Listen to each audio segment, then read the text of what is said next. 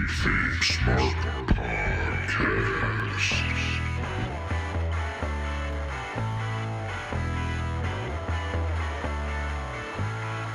Welcome to the KayFabe Smark Podcast with Eric Todd and Brian Rampa, your Smart Mark source for news and opinions on the world of professional wrestling. Hey, it is July 8th, 2021.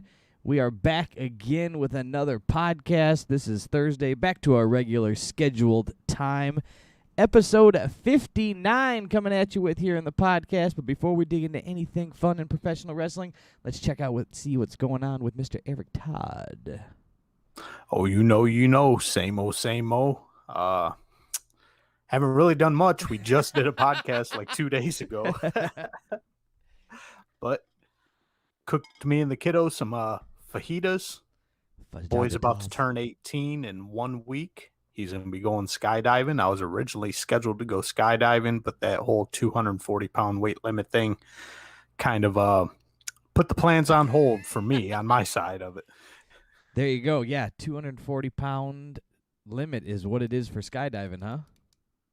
Yeah, I guess so at this particular place. So we'll see. Maybe next time. Catch him next time. Hopefully. Are you going to go watch him? Yeah, for sure. Watch him jump out of an airplane? You crazy bastard. He said he even wants me to record it and post it if he splats. Well, there you go. At least he's looking on the positive side of things. That's right. Always looking up. And then, but before we dive into all of that, WWE and AEW wrestling coverage. Do you got any news for us, Eric? We've got a little bit of news. Not much, but quality news this week. So once you hit the swirly boy, we can get this show on the road. Hit the swirly boy. The news is happening now. What you got? All right. So our boy Uso, Jimmy Uso to be exact, has been arrested for another DUI. Not his first DUI, Brian, yet another DUI. I think he's going to run out of chances soon enough. Yeah, this particular incident was at 10:35 p.m. on Monday in Pensacola, Florida. Just for reference, the legal limit in Florida is .08. Jimmy Uso's, didn't want to fuck up and say Jay. Don't want to get them boys confused in this story. Jimmy's blood alcohol content came back 0.205, so that's almost 3 times the legal limit. Your boy Jimmy was fucked up. 3 times the legal limit. That does it say he got put up in the clink? Probably at least for the night, huh? Drunk tank. At least got locked up for that. Yeah, bail was only $500. He spent the night in jail, got out at 9 a.m. the next morning, and there's a little follow-up on it. There's this fella named WrestleVotes on Twitter, and supposedly he's a trusted insider in the business. And his quote on the Twitter machine was, "I've spoken to 2 sources this morning on the Jimmy Uso news. I can say with certainty that a few high-level people in power are extremely disappointed and legitimately pissed off over the arrest. This many times isn't a mistake or bad luck. It's personal judgment. Not good." Yeah. I mean, I'm not an insider, and I could guess that some higher ups at WWE were going to be upset and mad, and that this is turning into a problem, not a coincidence. Yeah, and actually, just while I was eating lunch today, I was watching WrestleMania, and he said now, this is a different insider guy, says supposedly they're considering letting him go. He's not the one getting the real push anyway right now, so yeah, it really wouldn't hurt WWE, especially with, all their investors and all that shit. They're all about making that money and making people happy. Yeah, and trying to sell it to NBC so they can keep the Peacock happy. And we go from that to some sad news. Terry Funk, legendary hardcore wrestler of the Funk Dojo, the Funk family. Some news leaked from Don Morocco that Terry Funk is suffering from dementia and he's living in assisted living down in Amarillo, Texas. Unfortunately, we kind of were privy to this a little earlier. We had that video that he leaked, or didn't leak out, that he released out on Twitter, telling people not to send him stuff anymore, that he's just feeling a little goofy. So this was kind of something that was seen coming a little bit, but it's sad to hear the news in general. Yeah, Don Morocco kind of left it open-ended there. That's all he said. Later on, either in the same day or the next day, Terry Funk's official social media accounts reached out and said, and I quote, "Yes, Mr. Funk is currently receiving residential care for his multiple health issues, which do affect his mind as well as the rest of his body. As you can imagine, some days are better than others. He and his family appreciate all your kind words forever." And then one final update on it was ECW legend Tommy Dreamer. He tweeted out, "Everyone needs to relax. I just got off the phone with Terry Funk. He's not in bad health. He loves everyone talking about him. Direct quote from the Funker. I'm currently sitting in an assisted living place with my thumb up my ass whistling Dixie, but I just don't remember the words." Well, there you go. So kind of all over the place on that, but the long and short of it is Terry Funk's in assisted living, and his mind's a little goofy right now, but just don't want to see him go the way of Paul Orndorff, man. That guy is completely gone. Gonzo. Yeah, it's sad to see anybody go through that, let alone people you watched, as you were growing up and seeing all that stuff. So sad stuff there. Any other bits of news, Eric? Just one small bit, and this will tickle the fancy for a little talking here.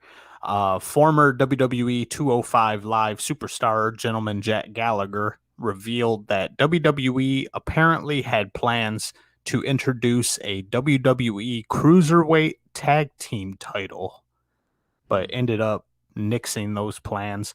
The title belts were actually made, but never saw the light of day. So that kind of brings it back to you and I way back in the early days. We're discussing what new belts would be interesting in the wrestling business, and looks like WWE almost pulled the trigger on cruiserweight tag team titles. I can partially give it to him for pulling or for having this thought, and it wouldn't have been a bad thought, is what I'm getting at. I think it would have been just fine if the show itself was an active show, meaning 205 Live. You just give the show its own set of belts. The show is based around cruiserweights.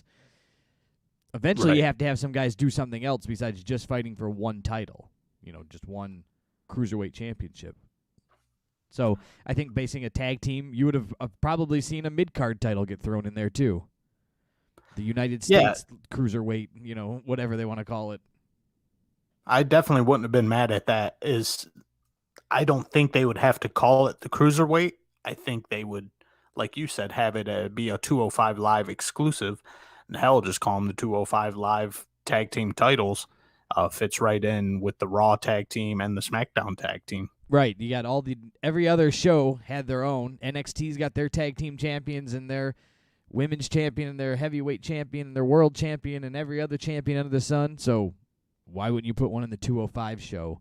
Now, if they wanted to bring this out, if we want to extrapolate on this, if they wanted to bring this out to a title that was inside of the main brands, I think then you're starting to just water it down there, meaning the title situation. Because, again, we just mentioned all the titles that they have, and now you're going to add another one with more guys to squeeze in the 2 or 3 hour shows. That would be a bad move. Absolutely. Absolute waste of TV time, and nobody would really care if it was brought out on that amount. But, yeah, like I said, not much news, but that's all I got. So we can swirl it up. Swirl it up. From the news, from Eric's computer to your ears. That was the news. All right. Are we going to dive into now a little overrated, underrated? I got something put together, even though it's only been a couple days. All right, here we go. Overrated, underrated, we're going to do this time heel turns. So you're just going to rate on how this heel turn was viewed in your eyes. You can rate the guy however you see fit. First one, overrated, underrated, the heel turn of Seth Rollins on the Shield. Was this his... I think that one's going to be underrated.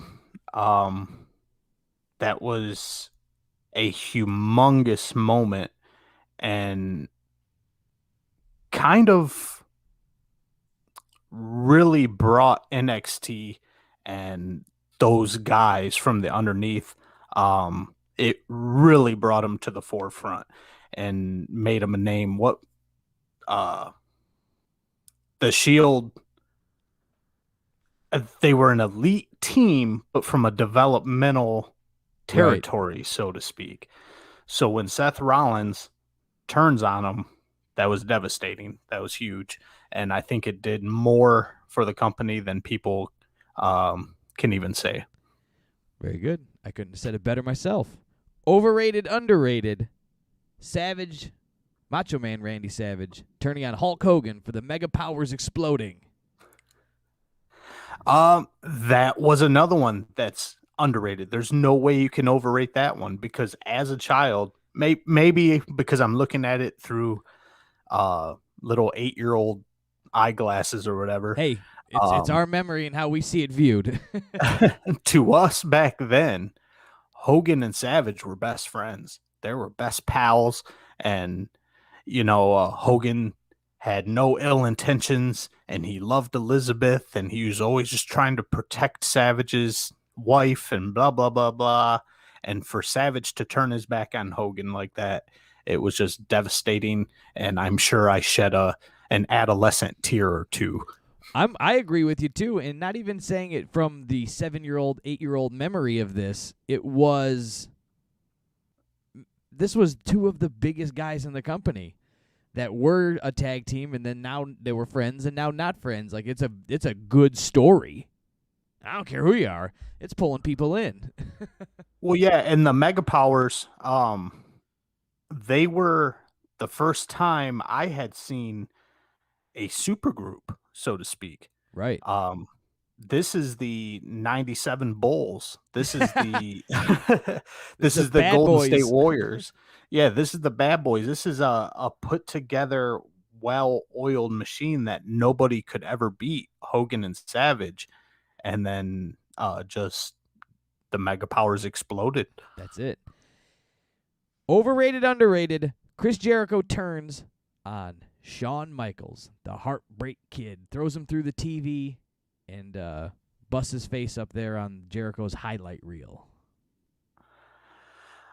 This is embarrassing, Brian. I'm having a Terry Funk moment. I don't remember the details of that. It was just Jericho was they were playing the friendship role again. It was a very similar thing. It was going back. It was leading up to a WrestleMania bout when and he turns on him. He throws him through the TV, busts up his face.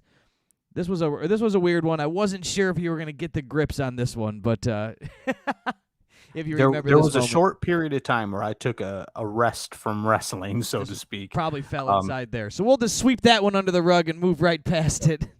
We'll just say, I guess we can throw it in the overrated because everybody wants to talk about it, and we don't even remember it. We'll punch that boy overrated. All right, last two are gimmies. Overrated, underrated. Bret Hart turns his back on the United States of America and becomes the heel in the States, but a babyface in Canada. Yeah, I believe we discussed this on episode 58 of the KayFabe Smark podcast. So. This is definitely an underrated heel turn here, or babyface turn, whatever you want to call it in Canada. But yeah, that thing was so innovative and something we had never seen before. How can this guy play both sides of the border and completely manipulate the audience in Canada and the United States to love him and hate him at the same time? There's no way that can be duplicated, not nearly as well as Bret Hart did it. Oh, no way. Last one, overrated, underrated. It is the 25th anniversary going around. Hulk Hogan turning his back on WCW and joining and creating the NWO. I just watched this again. It had nothing to do with WWE. I was at the gym. on the mud walker, trying not to focus on how long I was on that sumbitch. And I was like, let me find a good angle to watch. And I watched that Scott Hall, Kevin Nash versus Lex Luger, Macho Man and Sting match. And lo and behold, here comes Hogan to drop that leg on Savage. And that's another one that nobody you talk to can ever say overrated. That thing, no. And we're still the talking top about heel it. turn of all time. Yeah, changed the wrestling industry. To a T. Turned it upside down. And then I just love the rumors that go along with that story of that heel turn there, that they weren't positive Hogan was actually going to do it. There's rumors and stories and innuendo flying around that he wasn't going to do it. And if he got to the show and decided before he walked through the curtain that he wasn't going to do it, they were giving Sting the word, and he was the man to turn. And man, just imagine that in an alternate universe of Sting being the big turn and him being the, quote, leader of the NWO. I wonder if it would have had the same effect. It would have been devastating, but not nearly as devastating. Hogan's the reason we ate our vitamins and we said our prayers, and he was the American hero. Hogan was known across the globe, across all sorts of media. I didn't watch WCW much, but so after that, I could have picked Sting out of a lineup, but I couldn't have told you much about the Sting-a-lo at that point. The Stanger. But yes, that is overrated, underrated on heel turns, and we're going to go with pretty much, we had Seth Rollins was underrated, Savage, Hogan, underrated, Jericho, and HBK, well, that was overrated because nobody remembers it.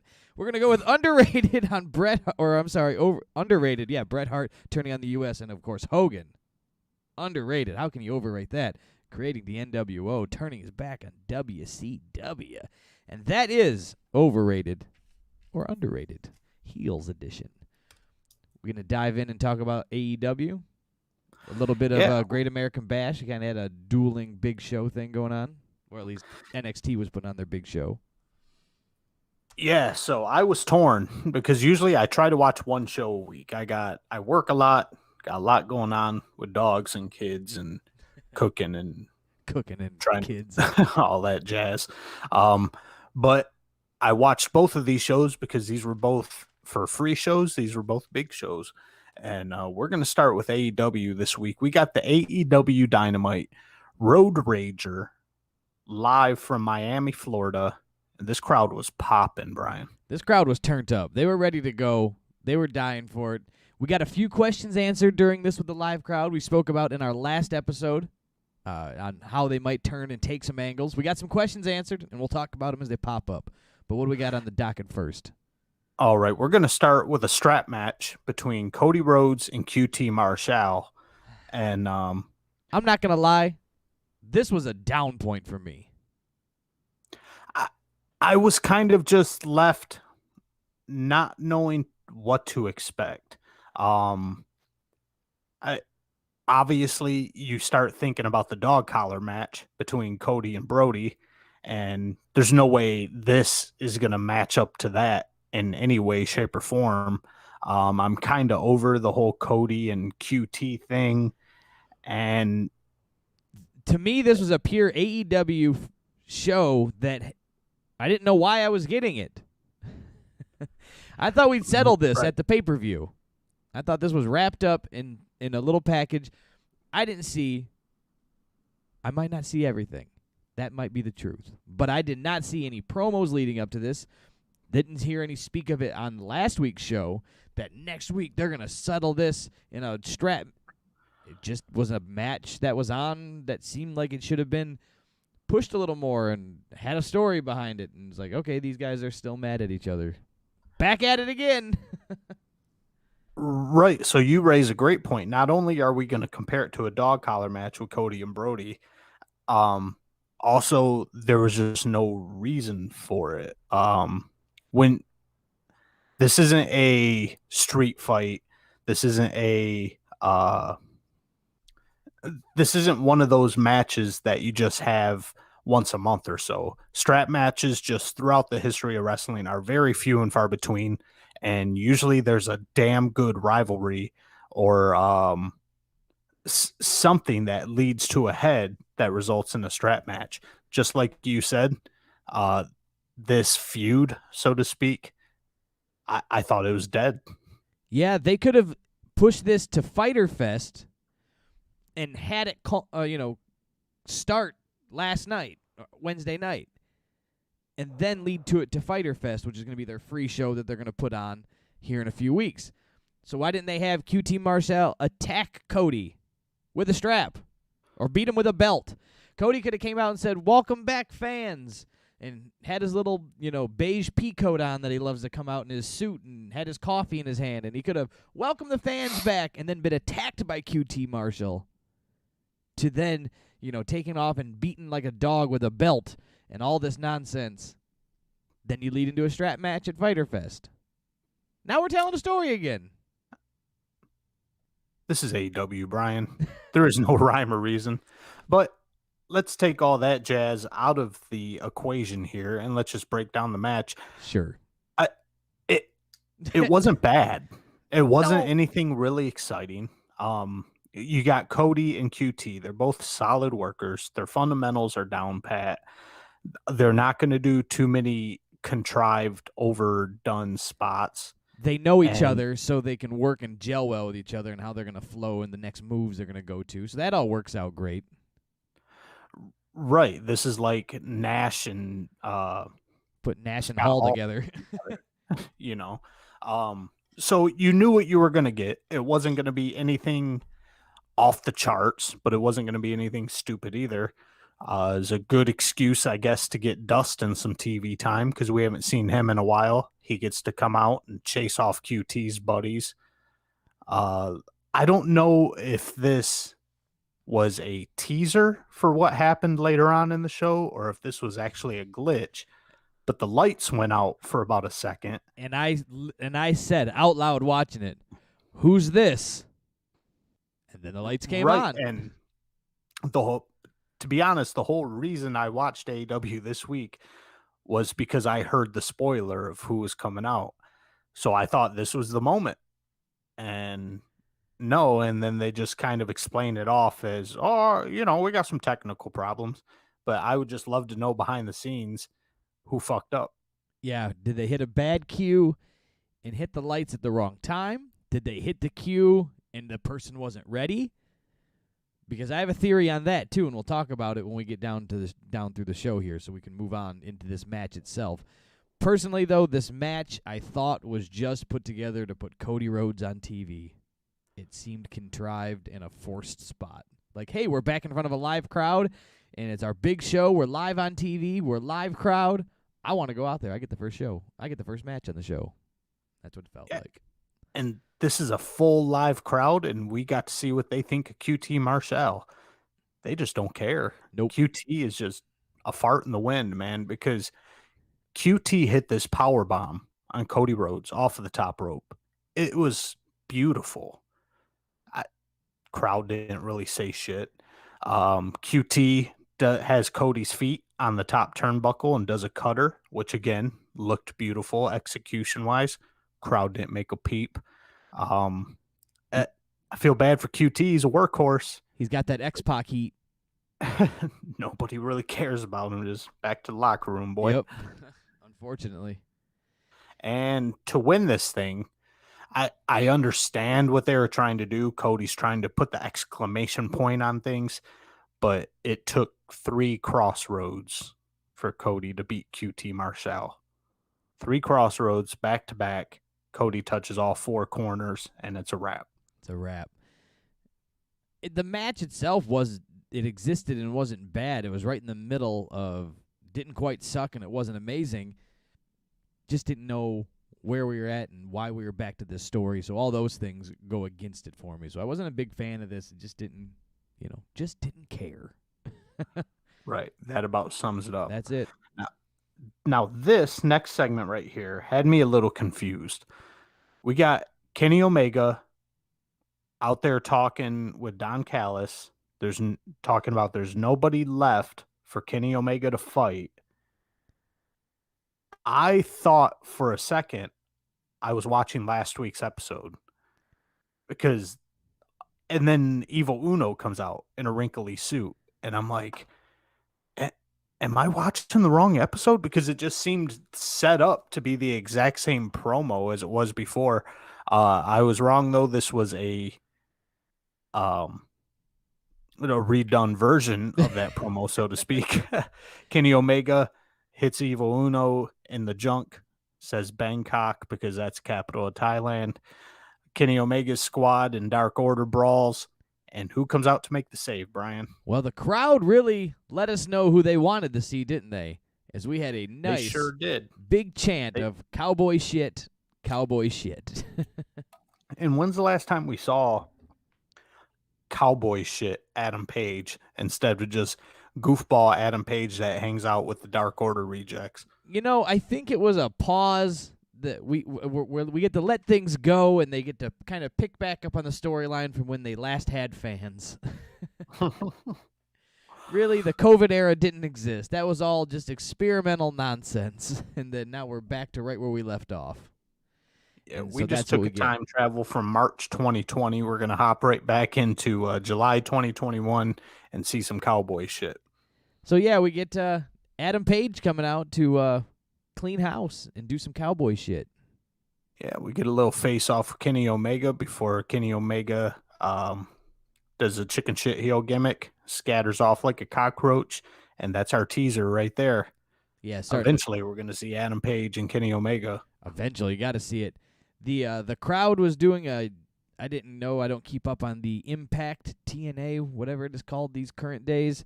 The crowd was chanting the Don Callis, "You got fired, you got fired, you got fired." I guess that's a storyline inside of Impact. I did do a quick Google search to check out what was going on there. Tommy Dreamer playing the CEO or whatever he is over there. Some on-air character thing. They fired Don Callis from Impact for the moment, so we'll see. It was on TV, so it's not real. Yeah, and Don Callis's response to that is, "Real men don't quit. They get fired."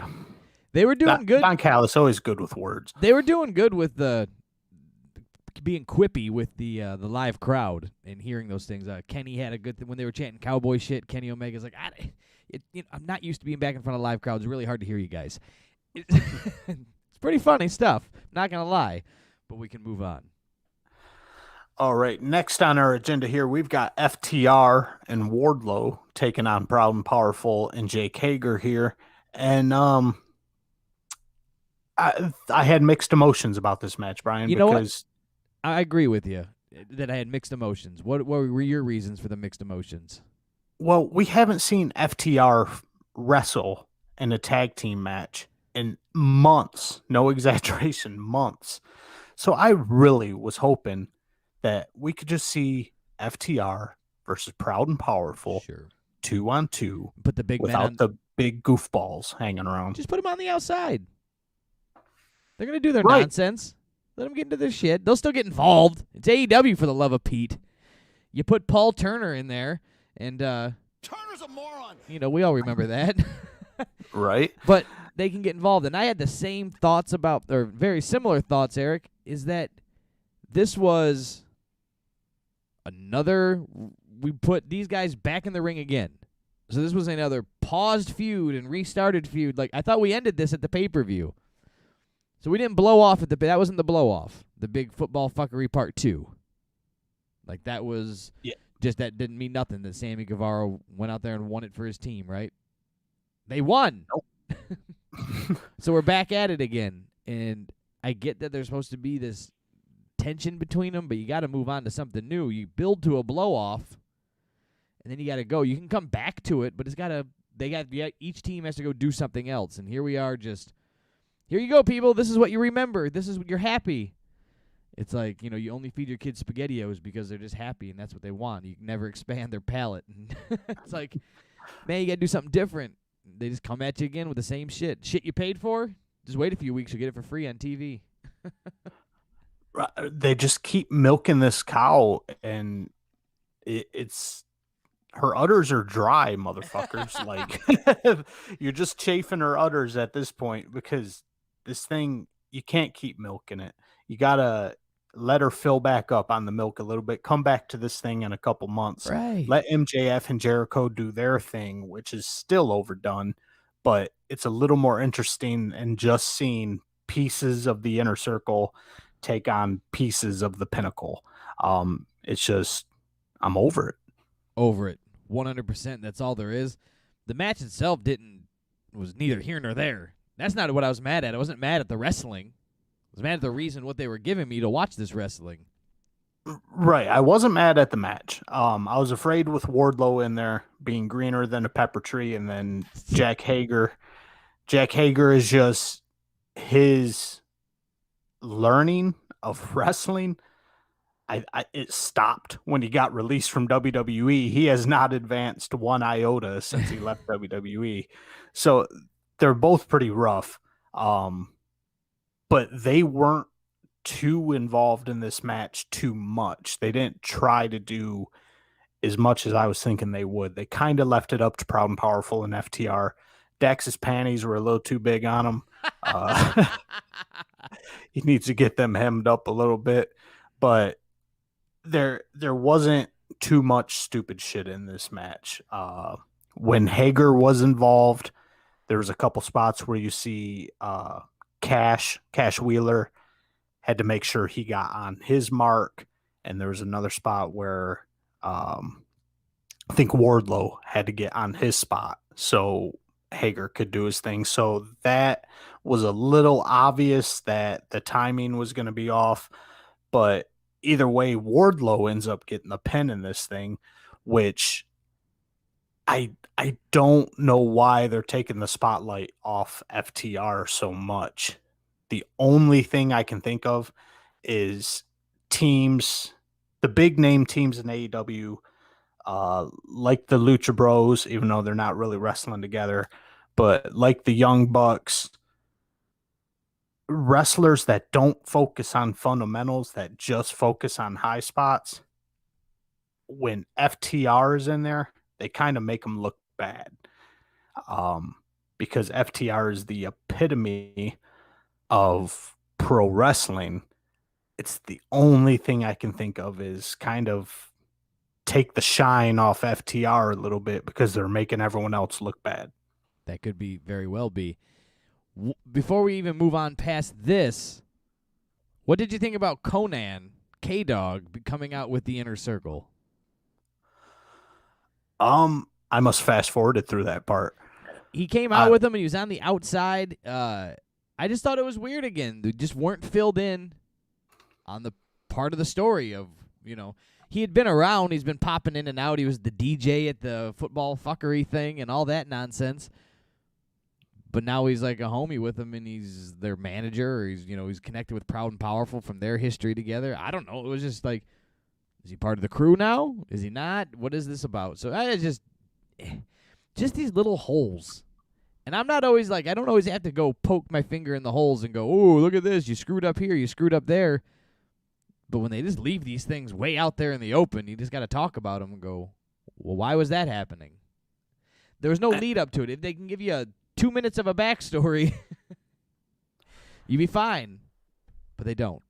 It didn't seem like there was much of a follow-up either, because I watched the entire match, and I didn't hear anything about Conan while I was watching the match. Yeah, it was just different. I don't know. It just didn't make sense to me, but we can move on. It wasn't that big a deal. It was just dumb, so it sucked either way. Next on our list here, we've got MJF last week promised that he was going to lay out the stipulations for Chris Jericho to get his one last match against MJF, and tonight's the night. They got the big conference table in the ring. Jericho comes out, and he is pleased as pie seeing all these people in Miami with Jericho signs, singing his song at full blast. Jericho, man, I've never seen him look so happy. This guy. He's a babyface. Well, and he's just an attention whore, man. Well, he just wants to soak it all up. I'm not saying that like it's a bad thing. I'm just saying Jericho's in full rock star mode.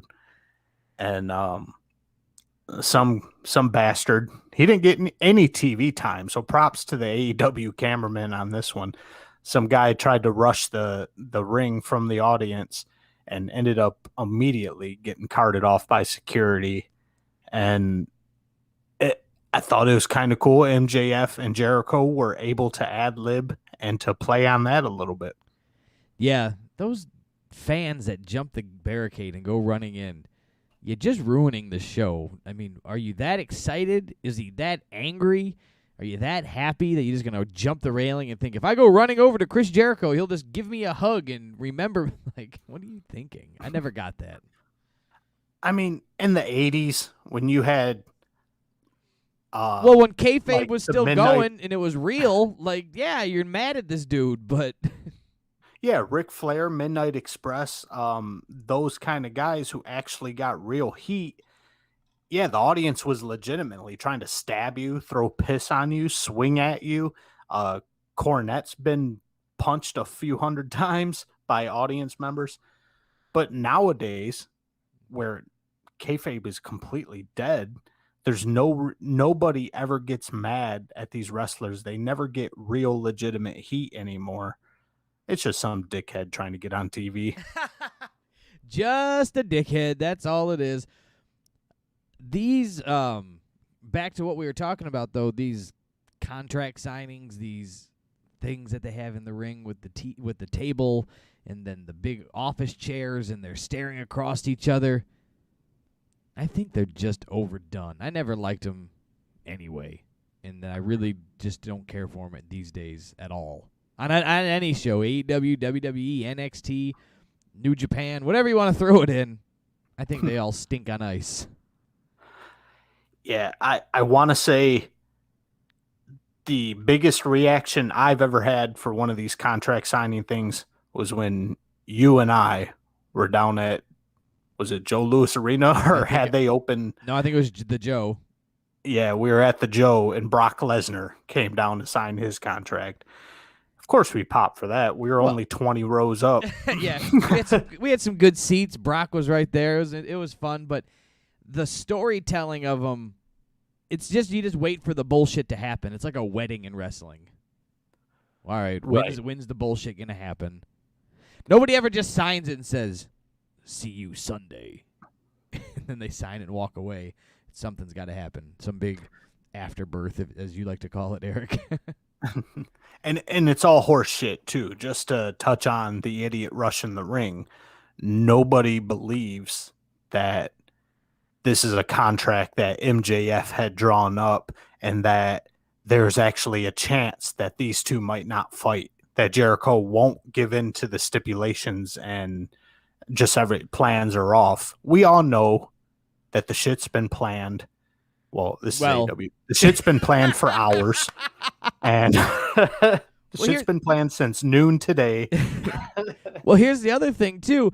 AEW is so famous for making matches while one guy's still laying flat on his back in the ring. Right. Tony Khan just gave the word. Tony Khan just handed this to Tony Schiavone. Next week, you're going to get Joey Janela taking on Dax Harwood. And you're like, why? Like, because Pentacero Dinero got hit with a chair. You're like, oh, now Joey Janela.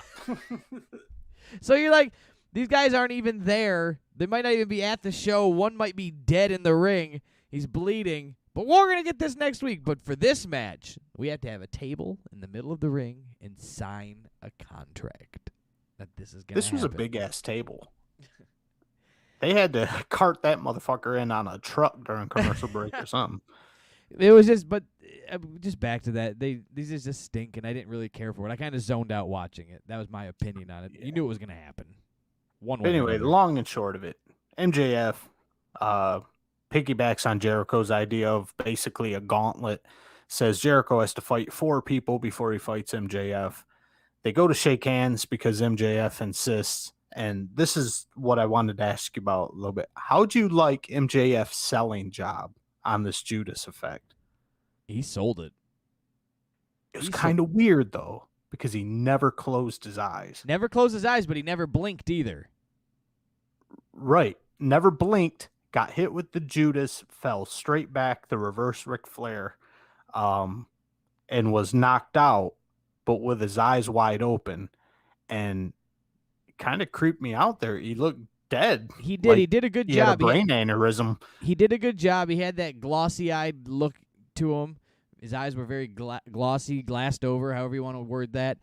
And he didn't move an inch. He didn't blink. The cameraman did their job by not staying on top of him. AEW usually miserable on that. The cameraman's like, look, he's moving. Let's put the camera on him. You're like, no, don't do that. We're not supposed to see that, you moron. But I thought it was cool. It was a little intense. He sold it really well. Jericho even hit it pretty good, too. Yeah. And then, of course, MJF, just moments before that, really has to, draw the line in the sand of who's the heel and who's the babyface. And by saying that he didn't grow up in a shithole or a garbage town like Miami and really had to bury the town he's in. And then say, I'm from wherever he's at, New Jersey, and we shake hands. Shake my hand! He's screaming at him. So, MJF, great heel. Great professional wrestler, great mind manipulator. He can get in the head of the crowd, and boom, sold it all. I thought it went out. I thought that part was good. You knew it was going to happen. It was just the horse shit of getting to it. Right. So that pretty much wrapped that up. And next, Brian, we have our in-ring debut of Andrade Idiota, and he is taking on Matt Sydal. Now, what I took away from this match, no need to break this one down. It was what it was. Matt Sydal and Andrade are both pretty polished workers. You can't take that away from them. Can't take that away. I agree with you on that. I was kind of curious because not only was Excrement, but also Jim Ross kept calling Andrade Idolo, I guess they call him. They kept just calling him Andrade. Now, I was just wondering the legal ramifications of that, because Andrade is his first name. It is shortening his Andrade El Idolo name, but Andrade, just Andrade, is trademarked in WWE. So do you think they're going to focus more on calling him El Idolo? I don't know much about this. I'm no lawyer. Stayed at the Holiday Inn Express last night, though. But I think if they're just using the Andrade Idiolo on paper and on the T-shirts and on the money making, if you just call him Andrade in the ring, he's shortening somebody's name. What do you want me to do here? So right. I think they can get away with it that way. I think it'll be in the trademarking of the pressing and the selling of figures, merchandise, and things along those lines. And then the actual booking of the matches. So I think they'll get away with it on TV. I don't think it'll be that big, because that's a long name to have to say every single time. Right, definitely. Now, I don't really care about Andrade. I don't really care about Matt Sydal. But like I said, they're both solid workers. And this match did show that Andrade is miles ahead of, I'd say, 90% of the AEW roster as far as having a good body, having good timing, having good fundamentals, knowing what he's doing, actually using a little bit of ring psychology and wrestling moves. Andrade is way beyond most of the AEW talent. I guess this is almost a turning point for AEW, or it would be if I was involved, where you got to decide what you're going to do. Are you going to focus on wrestling, or are you going to focus on characters? I guess Andrade, Orange Cassidy would be a comparison. Well, I guess Cassidy can kind of wrestle. Okay, so we'll say Andrade, Wardlow. greener and big shit. Wardlow looks great, but he can't work for shit. And hell, I'm all over the place. And Wardlow don't have shit for a character. Yeah. So basically, AEW's got to figure out what they're going to focus on. Are they going to focus on wrestling, or are they just going to focus on goofy high spots?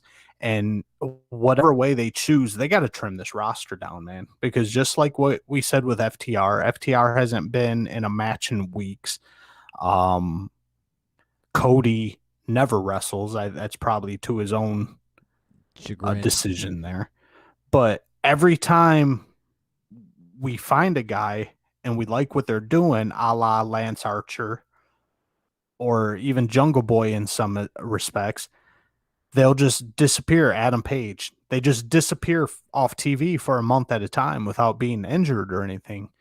They got to trim this roster down to about 30 guys or so and just keep these guys consistently on TV. Decide who you're going to work with. Put the other scrubs on Rampage or whatever. I agree with you 100%. Vince was always very good with that. Whoever was in the forefront of the push was on TV all the time. Whether they were the title carriers or they were the title chasers. But they were, we're going in this direction. We're going in this direction. Keep them on TV. Keep them on TV. Keep them in your face. I mean, Hogan may not have been on your weekly TV, but Hogan was on your TV. He was at all the pay-per-views and everything, right? And he would come out for his promos, and he was at the house shows. But, you got your guys on your TV. You push your guys on your TV. Even through the 90s, WCW did it well, too. They kept your guys on there. Obviously, back to the WWF in the 90s in the Attitude Era. Stone Cold, Triple H, Shawn Michaels. These guys were on your TV, and you were then paying to see them wrestle at the pay-per-view at the end of the month. That's what all that was about. Right, and even to this day, WWE, their top guys who they're trying to get over are on TV every week consistently. AEW seems to just give guys time off whenever they want it.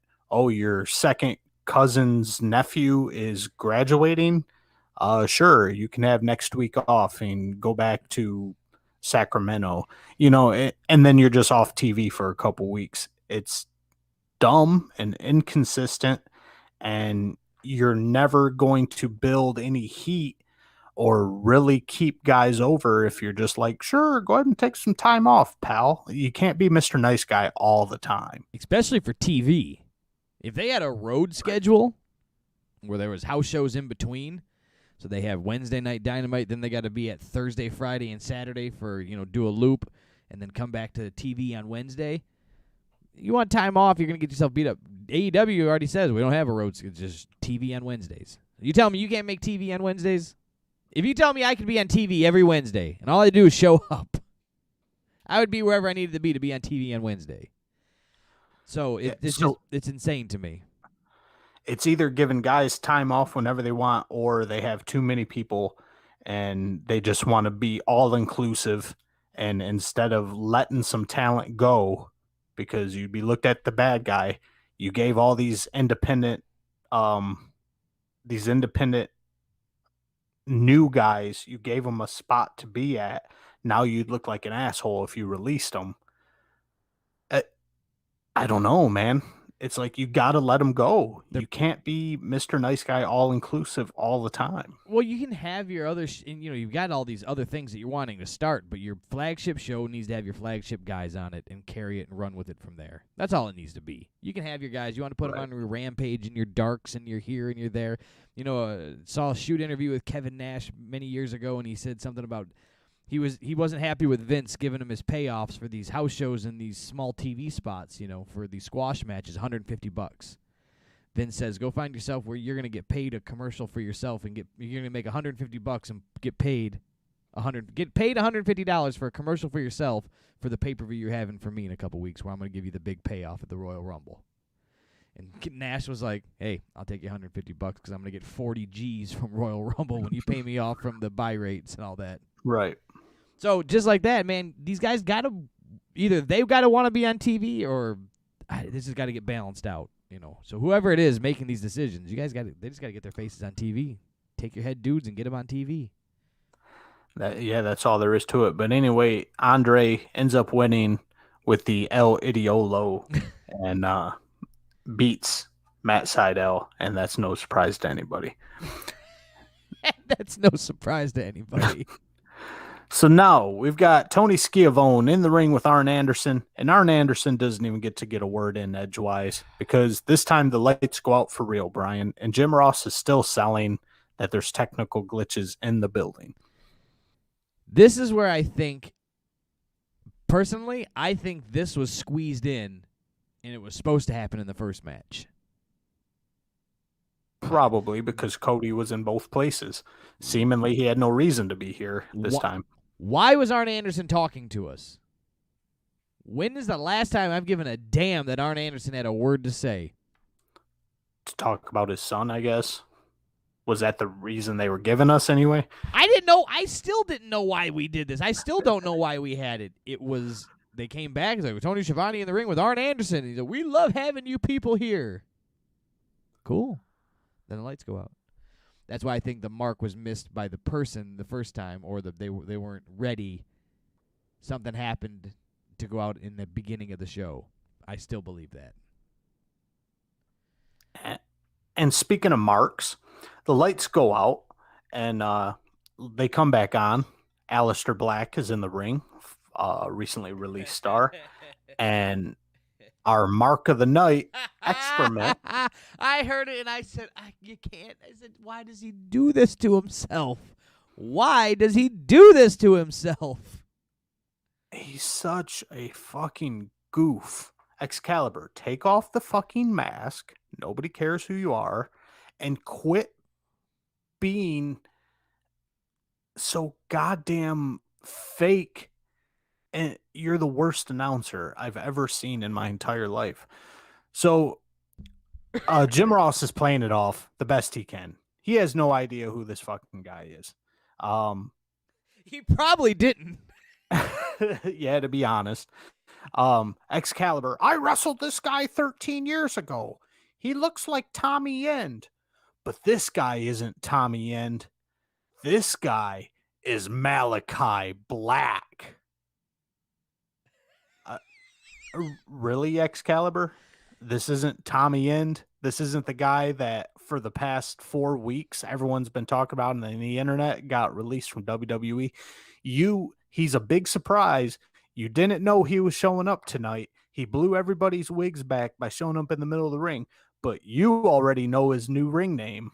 You fucking Mark goof. This is where 2 minutes of thinking could have really cleaned this up.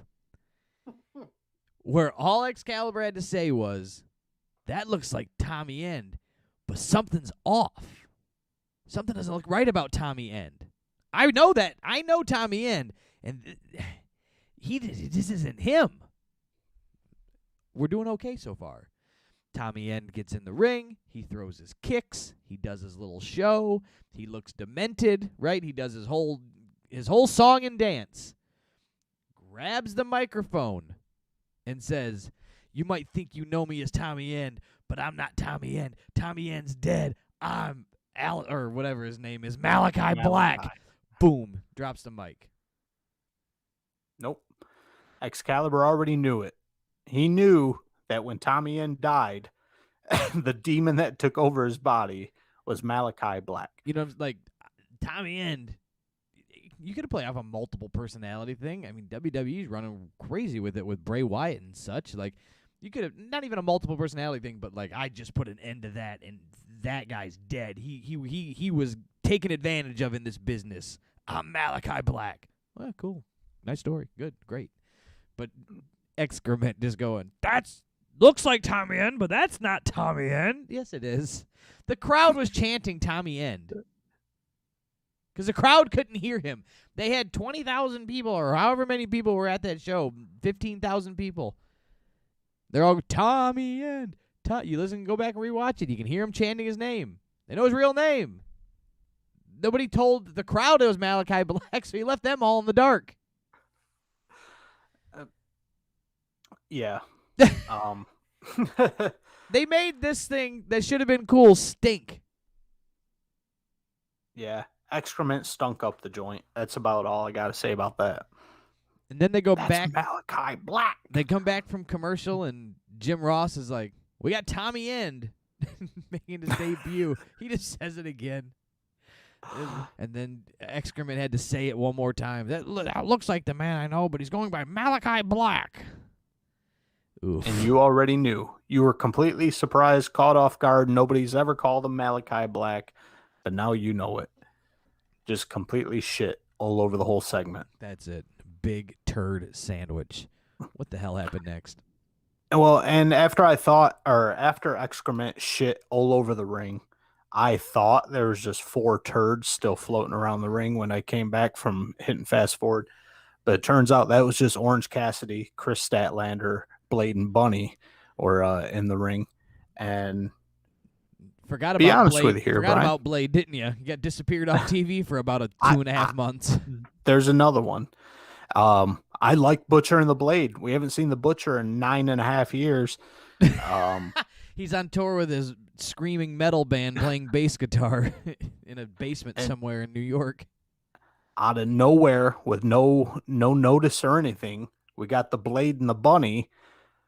Basically, Bunnies went from Allie to Bunny to Bunny to Allie to marrying QT Marshall.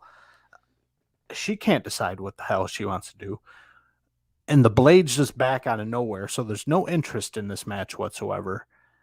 I don't like Orange Cassidy. The only thing I like in this match is Chris Statlander and Bunny, but it wasn't worth enduring the rest of the match to watch them two. I didn't watch it, but Chris Statlander got the win. There you go. I'm with you, man. It was on, but I think I got lost at Instagram and was flipping through the reels for a little bit, and I went, oh, yeah, look at that. She hit the 451, and there you go.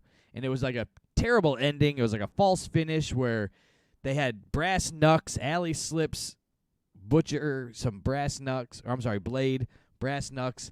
He clocks Orange Cassidy, knocks him out, goes for the pin, but somehow in the midst of all this nonsense where there had been no rules going on the entire match, Orange Cassidy had tagged Chris Statlander, which means that the Blade is not the legal man because it's a mixed tag match, and now he has to leave and the Bunny has to come in because Statlander's legal. And then, boom, that's how the match ends. Yep. Moving on. We got our main event of the night here. Didn't this match happen last week too, Brian? This match happened last week too, but remember, they won the tournament to face them for the title. So you immediately had to do that next week. Immediately. That's why I was like, you couldn't wait till Fyter Fest 2 weeks away for your big, even though it was a free show, you just push it off for a minute. They're like, next week, here you go. So back-to-back episodes, we had to have a Kenny Omega and Pizzeria Uno face-off. Back-to-back episodes, we had to have the Young Bucks fight Penta El Cerro Dinero and Eddie Kingston. Not only did we get Penta El Cerro, we got him in the same exact outfit as last week. And you hit the nail right on the head. Same opponents, same match, except with some garbage pails thrown in there. And Penta decided to just keep it going, and he wore the same exact outfit that he recycled from Double or Nothing. The Young Bucks did shave their mustaches, and they wore jeans instead of tights because this was a hardcore match. For some reason. Why this was a hardcore... Last week when Penta and Eddie Kingston won this, it was never like, they win this, they get a hardcore match. Or a no-rules, whatever match you want to call it. This wasn't just announced they're going to get a title match in the following week. Here we are. It's a hardcore match. Garbage match. Reason. I think they wanted to give the live crowd a real pop, is what they were thinking about. Give them lots of action, live crowd, first show on the road with a live crowd. I think that's how they were just going for the cheap pop. Well, I hated this match, Brian. You said it so calmly and matter-of-factly. Well, I hated this match. It started off with Penta losing his laundry again. He's only got one outfit left, and it's the special edition outfit. With the cards on the back and everything from the stupid battle royal that was like the clubs are coming in.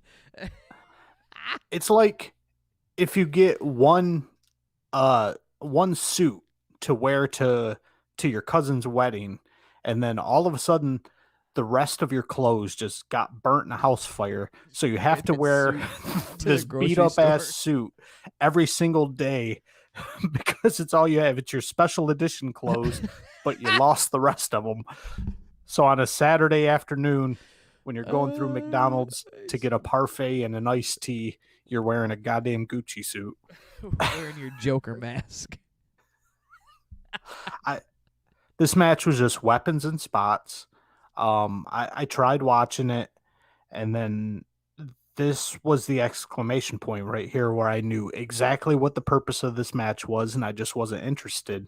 Was Penta giving Matt Jackson a Canadian destroyer off the edge of the ring, through a table onto the floor.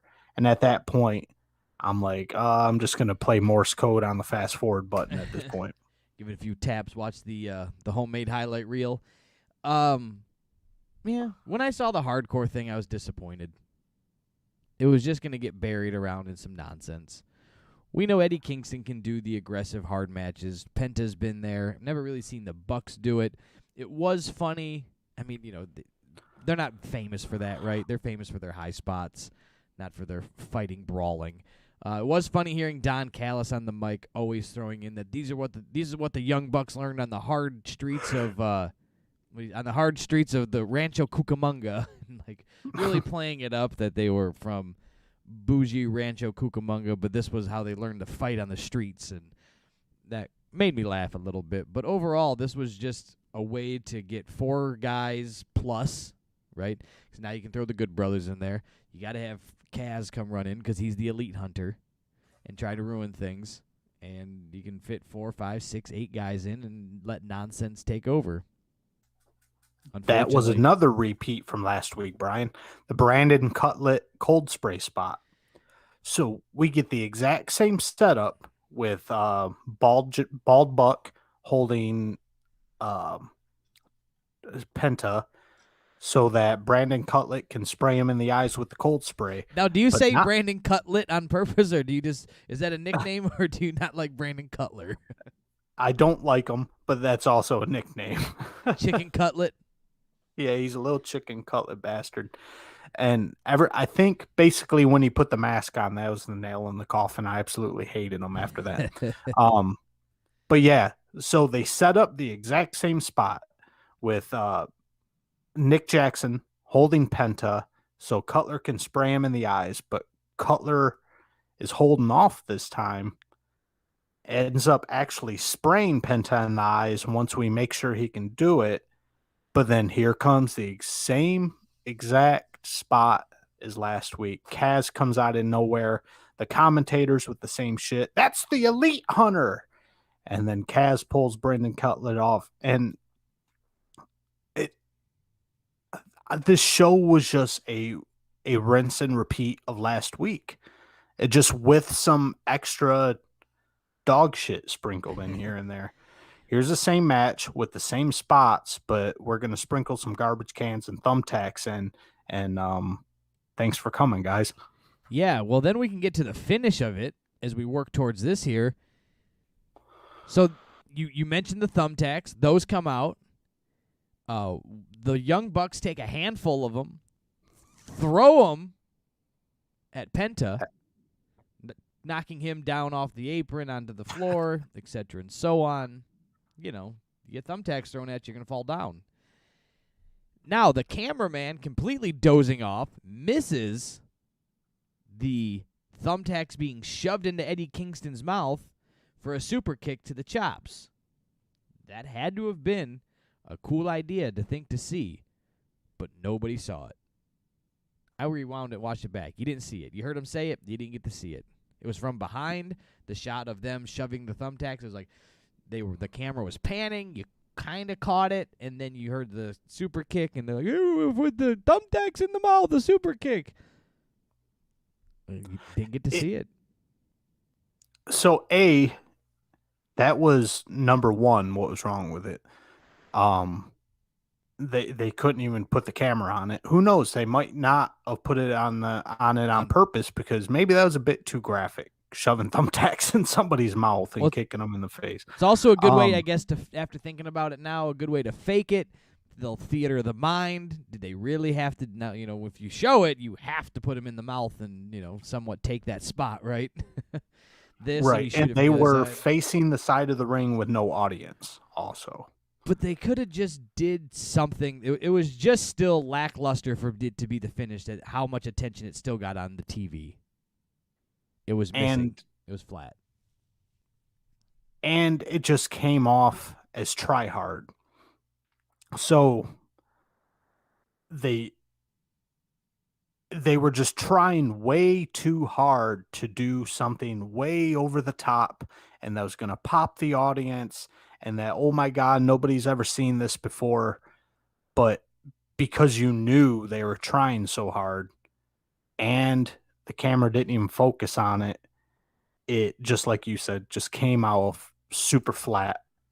One super kick, especially since in the last 45 Young Bucks matches we've seen, whoever they have in the ring, it takes at least 37 and a half super kicks to knock them down. But now you put thumbtacks in your mouth, one super kick, it's a wrap. Call it the 1, 2, 3. Call it the 1, 2, 3. It was just, I didn't like it. What you want to see in these hardcore matches, I think you can attest to this. You want to see the guy who's not meant to go through the tables and the guy who won't go through the flaming table or the tacks or take a bump into tacks. Because I remember myself and you watching Edge and Mick Foley have their WrestleMania match.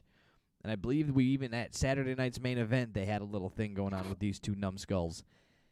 And we were like, oh, the Edge is too pretty. Edge isn't going to take this bump leading into this, right? Edge isn't going to go through flaming table. Edge isn't going to hit thumbtacks. Because we've seen Mick Foley do it 10,000 times. When Edge hit it, though, we popped. That put us over. Right. So what you want to see in this match is, will Eddie Kingston take a thumbtack to the face and a super kick, thumbtack boot super kick? Probably. Will Penta? Probably. Will the Young Bucks? Oh, they're too pretty for that. The Young Bucks wouldn't do that. The Young Bucks aren't hardcore. You see those guys take the bump. That's who you needed to see take the bumps into the nonsense in this match. And you didn't get to see that. It was a lot of Young Bucks offense and Eddie Kingston and Penta getting the shit beat out of them. Right. That's all I got to say on that. That's about it. And that wrapped up the show. Basically, everything just kind of fell flat. Everything that could have been built up to be looked at as a good point of the show basically got shit on by somebody, either a run-in or bad commentating or bad camera angles.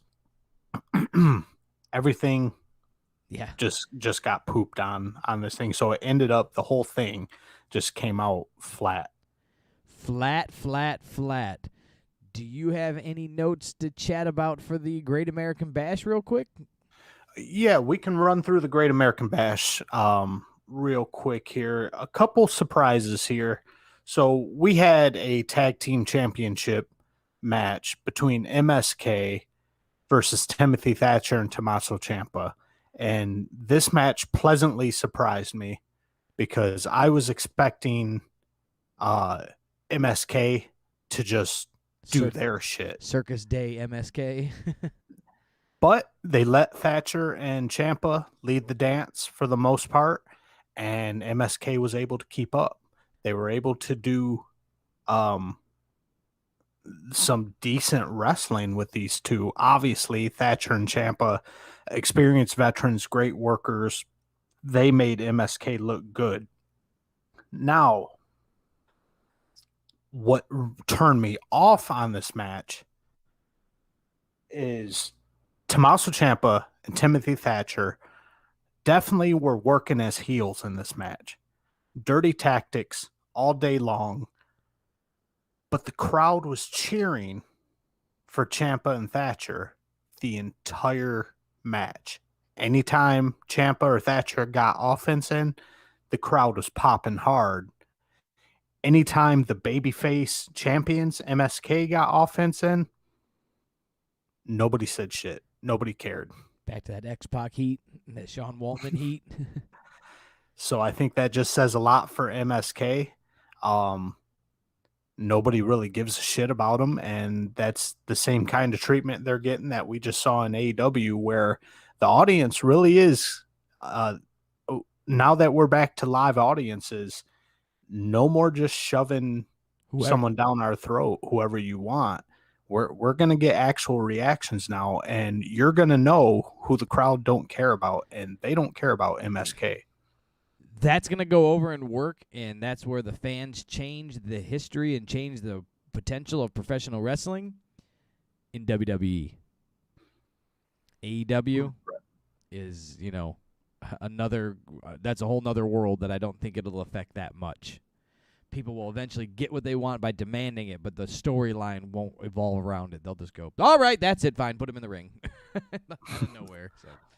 But we can move on. MSK ends up retaining the championship. Rightfully so. If you needed MSK to win, they had to steal the victory. There's no way they were going to outwork Ciampa and Thatcher. MSK ends up winning with a flat-ass roll-up after Ciampa gets shoved into Thatcher. MSK steals the win, and it's just like, all right, whatever. Nobody cares. Flat finish. Win on a roll-up after you get your ass beat. The next match doesn't need much talking about. We got our heel.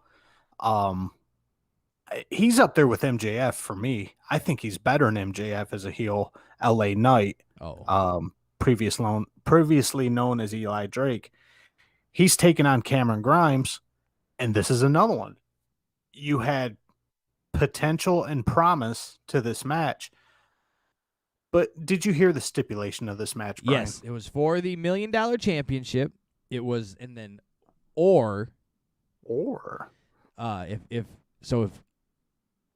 if Eli Drake wins, what's his name there that you just said his name and I'm having a complete brain fart on, his opponent? Cameron Grimes was to be his butler if he wins, and if Cameron Grimes wins, he's the $1 Million Champion. So 6 months ago, we had a fellow named Miro fighting one of the best friends. What was that fat fuck's name? Chuck Taylor. Schmuck Taylor. He's not on TV no more. Yeah, where'd Schmuck Taylor go? He's probably just selling his hot sauce. But so yeah, that was that gimmick. Just why NXT would use anything that AEW used is just beyond me, because it appears that you're lifting ideas from AEW and they're ideas that went over like dog shit. Miro beat Schmuck Taylor, and Schmuck Taylor became his butler, and they cheesed it the hell up. And surprise, surprise, LA Knight, Eli Drake beat Cameron Grimes in this match. Fantastic match, by the way. These two worked their asses off. They sold their asses off. But LA Knight gets the dub. Now Cameron Grimes has to be LA Knight's butler. And I'm going out on a limb here. I think it's going to be just as cheesy in WWE as it was with AEW. The only chance we have it not being so, well, it'll still be cheesy, but it'll be very entertaining, is that he's the $1 Million Champion, and he dresses Cameron Grimes up like Virgil, and then that shit's funny. He gets him that glittery suit. With blackface. He gets him that glittery suit. He gets him that glittery suit, and then he puts him on with the no arms, his arms cut out, and he's got to make him stand around and do all that stuff. That could be pretty entertaining. The second thought I have on this is that this was one of those matches that gave away the ending for me, because what's more entertaining to watch for the long run? Cameron Grimes winning the $1 Million Championship after Eli Drake just won it, after LA Knight just won it. It's only been a week or two. No, that's not entertaining. What's entertaining is making Eli Drake is making Cameron Grimes be his butler. I got three guys in this match. I got Eli Drake, LA Knight, and Cameron Grimes. I got to. And just from a writing standpoint, there was no way in hell they were going to take that $1 million belt off of arguably the best heel in the business, LA Knight. They weren't going to peel that $1 million belt heel championship off of him and put it on Cameron Grimes. No way, shape, or form was that going to happen. This soon. So, yeah, we knew the ending of the match before it began. Yeah, you just sat there and went, okay, he's going to be his butler. That makes for funny TV already. I can see it. We'll move on. So, enough on that. Moving on anyway. We've got Zoe Stark and Io Shirai challenging Indy Hartwell and Candice LeRae, who are the women's tag team champs. I didn't watch this match, but I did watch the lights go out, a battery charger on the Titantron there go from 99% to 100%. And guess who's back? And guess who's back at 100%, Brian? Who's back, Eric? Tegan Knox is back, and she's dressed like Kurt Cobain in 1994. Did you even know she left, Eric? No, and I didn't know it was her when she came out until the announcer said it. Dressed like Kurt Cobain.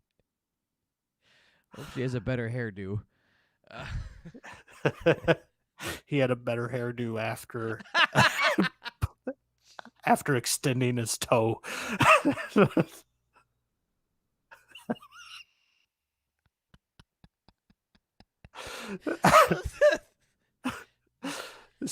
Speaking of Nirvana in 1997, they also had a better performance after Kurt Cobain painted his bedroom. They had a better performance, better than Hit Row, who put on the cringiest, most garbage rap concert I've ever seen, right smack dab in the middle of this NXT show here. I don't know what the point of putting them on stage was. I don't know. I hate when they pretend like these guys are real rappers. Oh, speaking of rappers, where's our resident rappers in AEW? They're another one. Off TV, haven't seen them in ages. Yeah, just sent them to the wayside, right? Right. One of them's injured. The other one's just a lame duck. A claim duck. And this show wrapped. I don't know if it was a lot of commercials or a lot of filler, but we're already at our main event of this big Great American Bash show that they've been, hyping up so hard. We got our boy Kyle O'Reilly taking on Adam Cole, and this was a disappointment, Brian. This was a snooze fest, brother. Another recycled match. We've only seen this 9,999 times. Yeah. They just need to get these two straightened out and either have them go beat the hell out of each other again and blow off and then be done with it and move on. Your dog getting ready to bite your leg off over there. All right, little insider information for the fans at home. Directly to my right and back about 6 inches is a full-length mirror on my wall. My dog is laying in my bed staring at the mirror, and when I rock back, she sees a reflection pop into that mirror. She's overreacting just a smidge. Just a smidge, too. Oh, my God, who's that guy over there that feeds me every day just on the other side of me? So, yeah, I'm going to stop rocking back for the... I think she's overreacting just a smidge. Anyways, Adam Cole, Kyle O'Reilly, we're back at it again. What are you going to do? These two got to blow it off and move on and win a title, lose a title, move on, challenge for a title, become friends again. I don't know. But something different's got to happen than just fighting constantly. They can't be that mad at each other. Kylo and Cole, they're like these ball aluminum cups that I got off of Amazon here. They are reusable 1,000,000 times and recyclable 1,000,000 times, and who knows how many times we'll see them before they're finally tossed in the garbage can where they belong. The problem is that these two can each work very well and they can work well together. It's just, but after you've seen it and done this dance, why are we back here again? Right. I love filet mignon, but I don't want it for breakfast, lunch, and dinner for a week straight. There you go. This started off a little slow. I mean, they got to paint a little picture, got to show off some skills, get to show off some mat wrestling. But when you got a little guy like Kylo and a A little guy like Adam Cole, you need to see some flying. You got to see some Speed. Marty Jannetty action there. a little speed, a little high flying action a little bit. But man, this started off slow, but for the most Easy for you to say. yeah, Stella, goddamn it. For the most part, this is very competitive. They were very evenly matched. The crowd was split right down the middle. They could not tell if they wanted Kylo to win this thing or if they wanted Adam Cole to win this thing. Even down to picking body parts to go after. Kyle O'Reilly is going after Adam Cole's arm hardcore. Adam Cole is going after Kyle O'Reilly's leg hardcore. And they kept this thing right down the middle the entire time. So that was, I would say, the best part of this match is I had no idea who was going to win, except for the fact that Adam Cole, in my mind, is more over than Kyle O'Reilly. Right. I always love a good split match. Those are always fun when the crowd's live and they're hype and they're split right down the middle. Makes it interesting, and you want to see it draws you in a little more, and that's where live crowds really help things over for me. So there you go. That's that. Yeah. And and it's not like it's Miro versus Marco Stunt here having a down the middle match. These two guys just on paper are pretty damn even. But business picks up towards the end of this thing. We got a ton of submissions, a few big moves, a whole bunch of reversals. Adam Cole hits a Panama Sunrise on Kyle O'Reilly outside of the ring, which that thing was beautiful. It looked devastating. Kylo should have been dead at that point.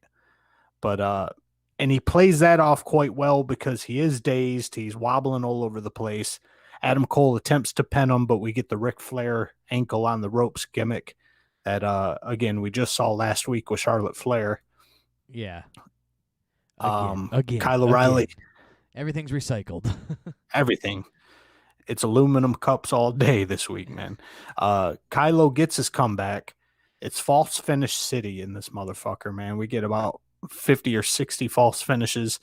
Adam Cole finally hits the Panama Sunrise, and the last shot back to back gets the pin on Kyle O'Reilly. 1, 2, 3, it's a wrap. 1, 2, 3, it is. And speaking of a wrap, I believe that wraps us up for this week talking about pro wrestling, Great American Bash, AEW. You got anything else, though? No. Just tell them where they can find us, Brian. They can find us all over the place. Find us all over the place. Check us out. Subscribe on YouTube. You're watching there. Share the podcast with a wrestling freak friend of yours, and then join us on some social media platforms, all of them. Check out the KayFabe Smark. That's the KayFabe Smark podcast on your Instagram, your Facebook, your TikTok, in your face. Let's go. Share the YouTube. Join up. Let's go. Have some fun. And Eric Todd, take us out of here. I've only got one last thing to say, and that is hooty hoo. We out the gates.